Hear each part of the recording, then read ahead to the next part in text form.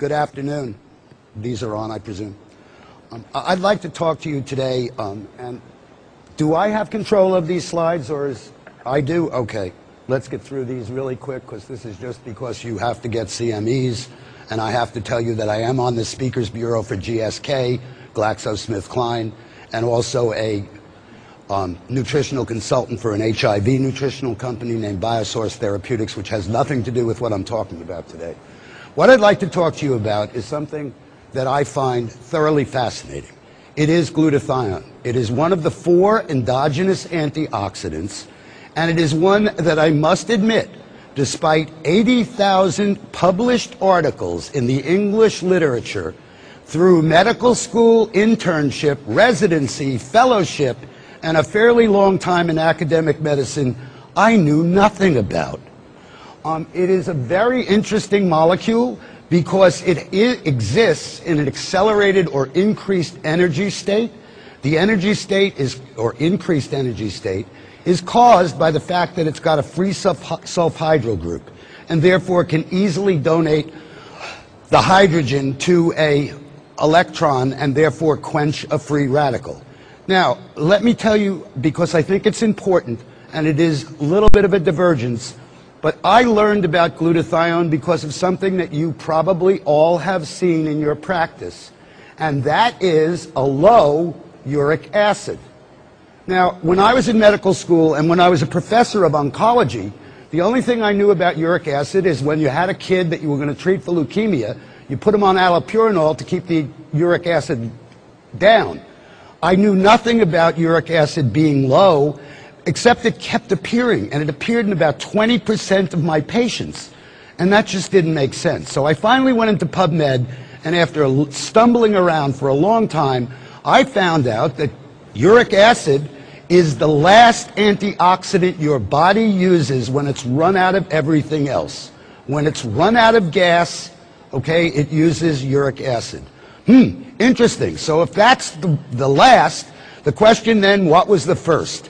And that is where I got into glutathione. I've been coming to some of these meetings for a while, and glutathione is very important for a number of things, not all of which I'm going to go into today. But in point of fact, it has a great deal to do with not only well-being, okay, but aging well, or if you will, retarding the aging process. So I think it's very applicable. I'd like to, at the risk of repeating things that you already know, go over some of the things that glutathione is important about. Alone in the antioxidant world, okay, every other antioxidant, when it becomes oxidized, becomes itself a free radical. Glutathione doesn't. It actually recycles other antioxidants.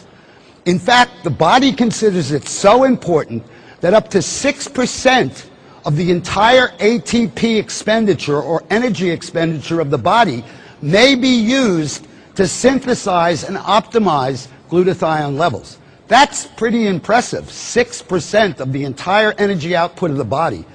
It is also the only non-enzyme antioxidant that doesn't become a free radical, and in fact has a very interesting corollary when it becomes oxidized, because what happens is it complexes to another spent glutathione molecule, and the compound then becomes GSSG, and GSSG has been shown in animal studies at least to promote and induce delta wave sleep. We all know the importance of that in terms of the aging process, so this, even in its used up form, functions as a very useful product. It not only functions as an antioxidant itself, but alone again in the world of antioxidants, it is an absolutely essential component of antioxidant enzymes, namely glutathione peroxidase, and most importantly, the glutathione transferases. And I bring that up because glutathione transferase abnormalities have now been associated with virtually every cancer known to man, and probably with a lot more than that. And therefore, by promoting the production of glutathione transferases through improving glutathione, we may be doing even more than I'm able to talk about right now. In addition, if that were not enough, let's keep going. It's a chelator. In fact, it's 50% as effective as oral chelation in getting rid of mercury. It has an effect on other heavy metals, but they're not as pronounced as mercury, and mercury is pretty ubiquitous in an environment, so it kind of comes as a freebie. And it detoxifies organic pollutants, perhaps the best known one of which is the 2-carbon fragment that we know as alcohol. And in fact, without glutathione, you ultimately get a hangover because you stop the process at acetaldehyde, which is phase 1 detox, and that in itself is a free radical, and obviously many of us may have felt the effects of that if we didn't have enough glutathione. Now, why is it important in aging? Well, these are old data, and I think they're probably not as robust as they should be, but I'll give you what is available now. Glutathione levels decrease with age. The data would suggest it's 1% a year beginning in the 20s. I think that's too little, too late, but that's only my opinion right now. I haven't proved it. There are some very interesting things, though. Age-matched normals, okay, reveal that anybody at, say, 45 who's had his first heart attack or has asthma or whatever other disease you want to use has a lower glutathione level than somebody of that age who's well. So disease causes decrease in glutathione and an accelerated decrease compared to normals. Glutathione happens to be, and this is perhaps the take-home message, it's the major protector of mitochondrial DNA. Mitochondrial DNA is that DNA within the cells that's responsible, if you will, for the electron transport chain that produces every bit of energy in your body. And we know from pathologic data that if you take a biopsy from a 90-year-old and compare it to a biopsy in a 5-year-old, the mitochondrial DNA in the 90-year-old is only 5% normal compared to the 5-year-old. So obviously we destroy our mitochondrial DNA, we destroy our energy, and we age.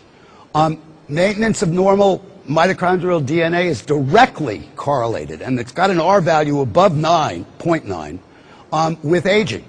So the higher your glutathione, the less you age. And I think the most important thing there is centenarians, and I think that's wrong on the slide because even though we did it over and over again, the spell check kept leaving it alone.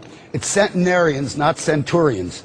Okay, demonstrate glutathione levels that are similar to a 30 to 50-year-old normal, well person.